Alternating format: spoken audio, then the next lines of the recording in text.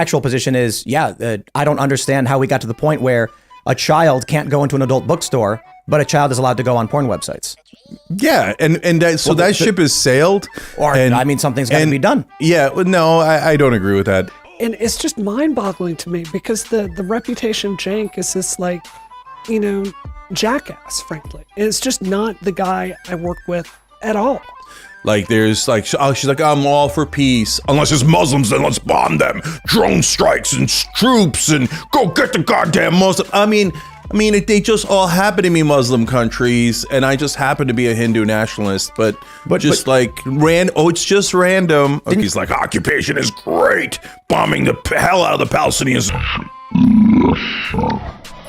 They get into Biden mode where they're like, well, that was in the past and we're looking forward to the future and we're looking forward to working with him. Specific people on January 6th.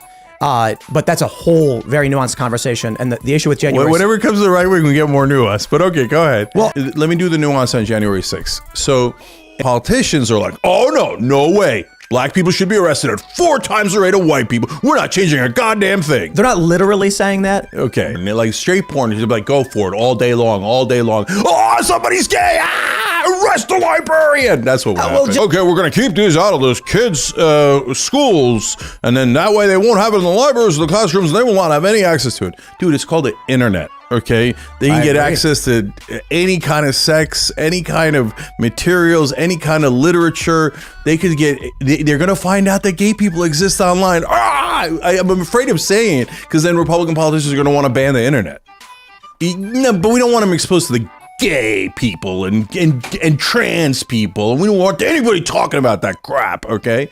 Then I'm like, okay, then you don't care about sex. I'm good on scat. That would have been just a fringe part of the left arguing for dildos in class. Okay, hey, we're not going to allow terrorist videos on, we're not going to allow child porn on, and we're not going to allow Nazis on. And then they go, oh, censorship, oh, our beloved poor Nazis, they're not allowed on anymore. You left-wing censors, right? Like, but they're correct.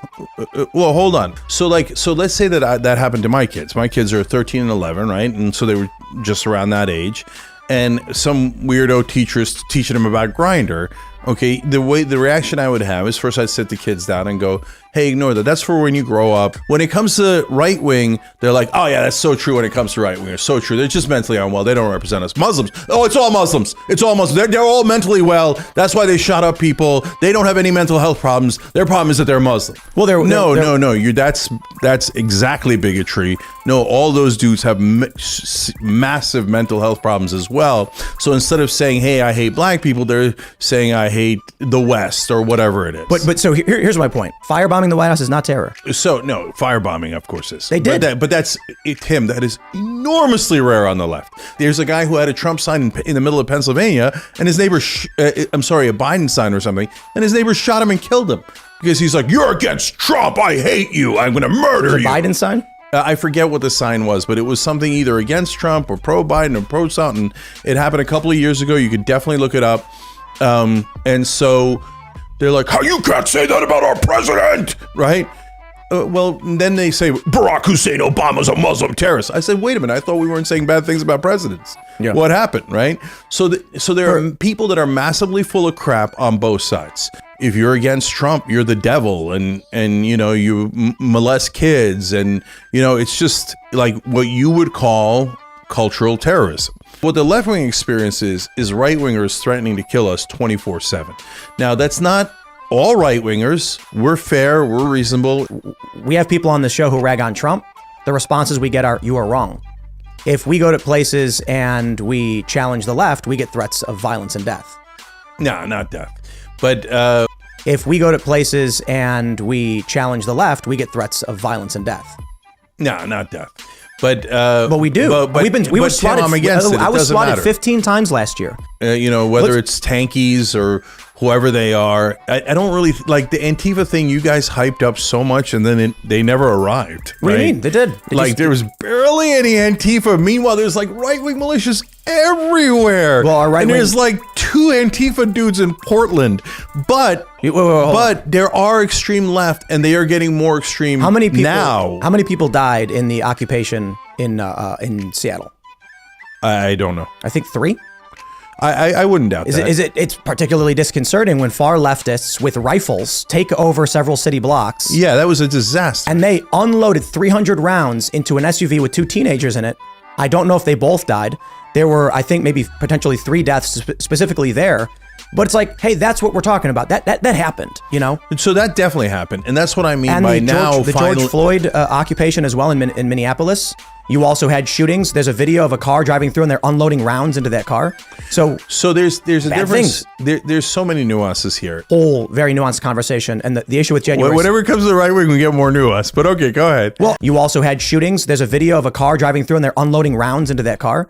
So there's a difference. There's so many nuances here. Are you familiar with the circumstances before George Floyd's death? Like what led to him being apprehended in the first place? I think he had like a fake $20 bill for which he was apparently. Then you shouldn't murder people over $20. But he was behind the wheel of a car chewing on a speedball, which is methamphetamine and fentanyl. Okay, but Tim, what effing difference does it make? So there's a homeless guy down the street from me in LA who carries around a spear. All right. so I'm not in the crazy leftist camp who's like, hey, that's his freedom. Okay. No, right. So the cops at some point have to take the spear away. Lady down the street has a machete. Or don't know anything because he didn't steal anything. But okay? you're wrong. So, but they see a black guy at a construction site, Cenk, and they're like, let's chase that son of a bitch down and shoot him. I don't care what people think of me if I'm following the facts to try and figure out what happened and try and solve the problem. But you have already shown you don't know the case. Yeah, that's total horse crap. Go ahead, defend the racist guys who murdered him. Go ahead. How about I just describe what happened? Okay, yeah, go ahead. Okay, so I don't believe you. B, I never saw it. C, there's. But you see the problem of no. You didn't follow the case. Okay, I'm not making a moralistic statement on what happened. So let's take your bullshit facts. The second thing I'm not going to do is look at any black guy in the neighborhood and go, I bet that's him, man. Let's go grab our shotguns. But I don't disagree. Okay. I'm going to try and understand what the argument from the prosecution was. And guess what? The prosecution did not dispute that Ahmaud Arbery was a suspect in the felony burglaries. The prosecution argued that I don't care. Well, that's the point. No, I care Tim, about and justice. I'll tell you why I don't care. So it's not just like I'm being flippant, right? It's because every time a black man is killed by either authorities or vigilantes, in the Ahmaud Arbery case, what right-wingers do is, did you know that back in 7th grade, he was once tardy? And we heard that in 8th grade, he was smoking marijuana. He was evil and had it coming. Did you know George Floyd might have stolen $20 whole?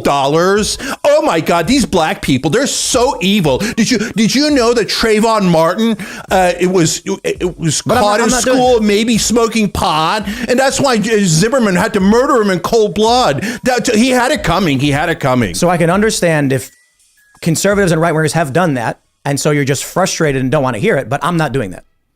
It's in the Ahmaud Arbery case and the George Floyd case, you're taking the most extreme cases with the most clear racism, with the most clear murders, and you're trying to nuance it.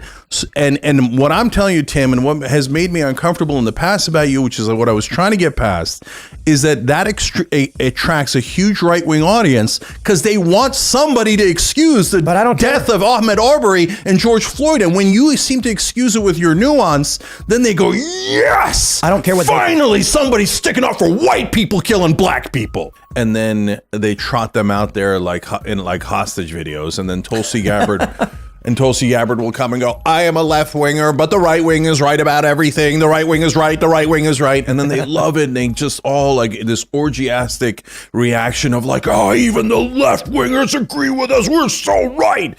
And it's like a trick that works every time with the right wing audience. And it's super frustrating. I formed Wolfpack to get money out of politics, wolf-pack.com. It's totally bipartisan. Republicans, go join Wolfpack. They'd love to have you. Actual position is, I don't understand how we got to the point where a child can't go into an adult bookstore, but a child is allowed to go on porn websites.